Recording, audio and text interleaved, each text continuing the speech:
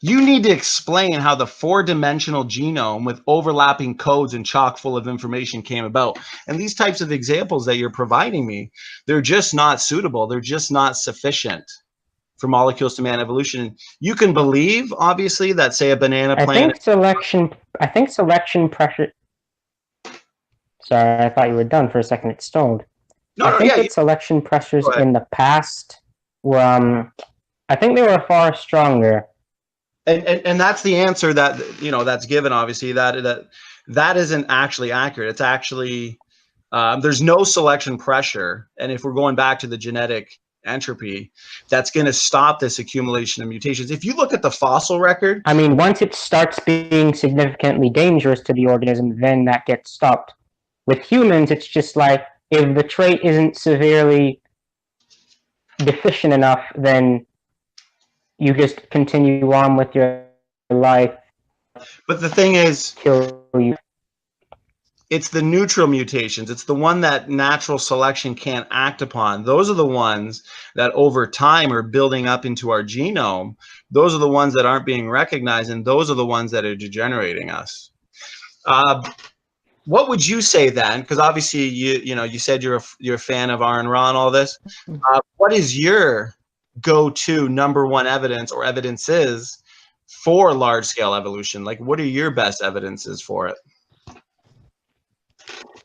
You would mention the fossil record, and a bunch of people say, well, that's from the flood, but that would cause geological devastation that would have destroyed most land masses. That wouldn't have worked. But anyway, the fossil record is one. There are other pieces and bits. I don't know. I guess pressure right now. I can't really think of any at the moment. Well, here's what I would say. Even as I'm explaining this, you could even Google some if you want. But in regards to the fossil record, there is no fossil record. What we find are bones found in the dirt, and we're putting our interpretation on these bones. But the most important thing to consider from the fossil record and from these bones found in the dirt is, why would we expect a bone found in the dirt to be able to do something that an animal today can't do? And on a genomic level, what that is add new information to the genome. If we see genetic entropy today, why would you think there was uphill changes going back then? So technically that bone, that can't be proof for evolution. I just remembered something. Yep, go ahead.